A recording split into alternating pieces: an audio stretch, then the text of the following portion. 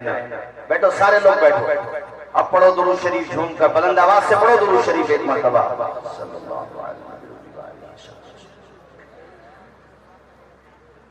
मैं एक हदीस शरीफ सुनाऊंगा, उसके बाद मकसद क्या है इस कॉन्फ्रेंस का वो बताऊंगा।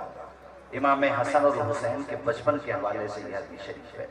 इमाम जलालुद्दीन सुयूती अल मुतवफ़्फ़ा 911 हिजरी, उनकी किताब अल खसाइसुल कुबरा। और यही हदीस शरीफ हजरत इब्ने अब्बास से मरवी है तारीख इब्ने असाकिर में। इमाम इब्ने असाकिर तारीख दमिश्क में यह हदीस शरीफ लेकर के आए हैं। इमाम इब्ने असाकिर, और बड़ी प्यारी हदीस शरीफ है। तनवीर भाई, ये जरा मैं चाहता हूँ कि इमाम हुसैन के नाम पर आए हो तो जरा जहनों में बिठा के ले जाओ कि उनका बचपना कैसा था, उनकी जवानी कैसी थी। और हमें उनके जलसों में सिर्फ नारा नहीं लगाना है, नारा भी जलसे का एक हिस्सा है। खुद सरापा इमाम आली मकाम की सीरत में साँचे में ढल के जाना है यहाँ से, ताकि लोग कहें कॉन्फ्रेंस से आया है तो कुछ ना कुछ तो लेकर के आया। एक मौके पर हजरत फातिमा ज़हरा और एक मौके पर हजरत आयशा सिद्दीक़ा, हजरत इमाम हसन और हुसैन आपस में कुश्ती कर रहे हैं। जरा बोलिए जोर से, क्या बताया मैंने? कुश्ती समझते हो? हमारे बच्चे मोबाइल के अलावा कुछ नहीं समझते। कुश्ती। और हुजूर ने हसन से कहा, खुज़ या हसन, ओ मेरे नवासे हसन, हुसैन को पकड़। जिस तरह दाव सिखाया जाता है कुश्ती में, उसी तरह है बेटे हसन, हुसैन के बाजू पकड़, हसन जल्दी कर। ये मामला आपकी बेटी फातिमा ज़हरा देख रही थी। उन्होंने कहा, अब्बा जान मेरा हुसैन छोटा है तो हेल्प छोटे की करो, मदद छोटे की करो, आप तो बड़े की मदद कर रहे हैं। और यही हदीस हजरत आयशा के सामने भी ये वाकया हुआ तो उनके जुमले ये थे, तुईनुल कबीरा अला सगीर, आप बड़े की मदद कर रहे हैं जबकि छोटे की मदद करना चाहिए। तो दोनों मौके पर, या ये भी हो सकता है कि ये वाकया जब हो रहा था तो दोनों मौजूद थे, ये भी हो सकता है। अल्लाह अकबर। मेरे नबी ने कहा, मेरी बेटी फातिमा, जो मैं देख रहा हूँ वो तुम नहीं देख रही हो, जो मुझे नजर आ रहा है वो तुम्हें नजर नहीं आ रहा है। अब्बा जी क्या मतलब? तो मेरे नबी ने फरमाया, मेरी बेटी फातिमा हुसैन की मदद के लिए आसमान से जिब्रील अमीन आ गए। वो हुसैन से कह रहे हैं हसन को पकड़, उनकी मदद करने को आसमान से जिब्रील अमीन है, इसीलिए हसन के साथ रहमतुल लिल आलमीन है। नबी के लाडिल हसनैन उनके क्या कहने, नबी के लाडिल हसनैन उनके क्या कहने। ये ऐसे फूल हैं कांटों के दरमियां महके। अल्लाह अल्लाह, क्या शान इमाम हसन की, क्या मकाम इमाम हसन का। उनकी माँ जन्नती औरतों की सरदार, उनके नाना जान नबियों रसूलों के कायनात के सरदार, उनके वालिदे गिरामी शुजाअत के सरदार, वो खुद दोनों हैं जन्नती जवानों के सरदार। जरा जोर से नहीं बोलोगे, जोर से नहीं बोलोगे सुभान अल्लाह, और मचल के बोलो भाई सुभान अल्लाह। और ऐसे नस्ल पाक सुभान अल्लाह, इतनी प्यारी नस्ल पाक, बरेली के ताजदार मचल के कहते हैं, तेरी नस्ल पाक में है बच्चा बच्चा। मैं चाहता हूँ पूरा बड़ा हाथ उठा के पढ़ दे जरा ये शेर, तेरी नस्ल पाक में है। तनवीर भाई देखो माशाअल्लाह, ये परेवा के हैं, अगर यहाँ परेव नहीं होगा तो कहाँ होगा।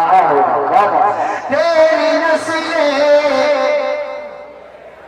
एक मर्तबा पूरा मजमा, तेरी नस्ल पाक में है बच्चा बच्चा नूर का, तेरी नस्ल पाक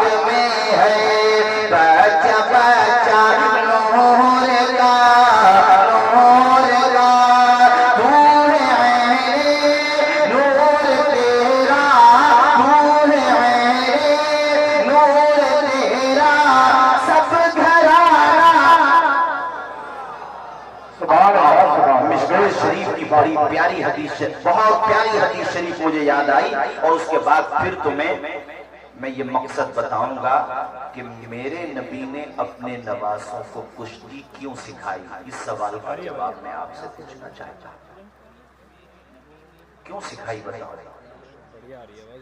आज हमारे बच्चे जरा से होशमंद होते हैं तो हम मोबाइल दे देते हैं। बच्चों को फिटनेस की तरफ जागरूक करो, ये मकसद है नबी की प्यारी हदीस का। अपने बच्चों के स्वास्थ्य का ख्याल रखो। मैं देख रहा हूं कि हमारे यहाँ आप तो बच्चों को देख लो, माएं अच्छी खासी सेहतमंद हैं मगर डिब्बे का दूध पिला रही है। जी। अगर डॉक्टर ने मशवरा दिया है तो बात अलग है, वीकनेस है बॉडी में तो बात अलग है, वरना माँ के दूध में जो ताकत है बच्चों के लिए, वो ताकत बच्चों को किसी के दूध में नहीं मिल सकती। और डिब्बे का दूध से तो बचना चाहिए। माँ का दूध नहीं है, डॉक्टर ने मना कर दिया, या माँ फौत हो गई, बच्चा यतीम हो गया, या कोई और मजबूरी है, शरी मजबूरी है, तब गाय का दूध चूंकि वो बड़ा सॉफ्ट होता है बच्चों को पिला देना चाहिए।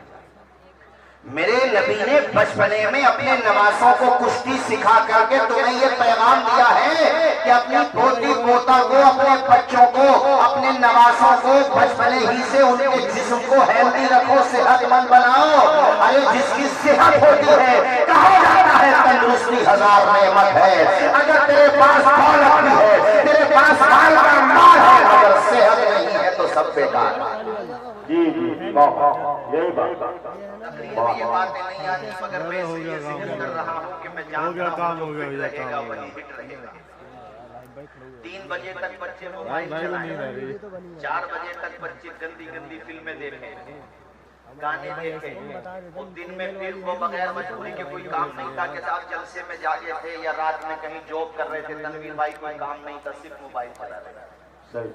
आप देख लो, मैं कह रहा हूँ आप पता करो डॉक्टर हजरात से, 17 साल, 15 साल, 13 साल, 25 साल तक के युवाओं की लेकर के डॉक्टर हजरात से बॉडी में वीकनेस है, पिंडलियों में ताकत नहीं बची, रीढ़ की हड्डी कमजोर हो गई, आंखों की बीनाई कमजोर हो गई, और इतनी कमजोर हो गई कि वो उम्र कमजोर होने का क्या मतलब। हाँ बच्चा पढ़ रहा है तो समझ में आता है, ये तो पढ़ भी नहीं रहा है तो इसकी निगाह क्यों कमजोर हो रही है भाई। जो बच्चा पढ़ रहा था तो उसका तो समझ में आता है, कॉमन सेंस से कि भाई हो सकता है निगाह पढ़ने की वजह से।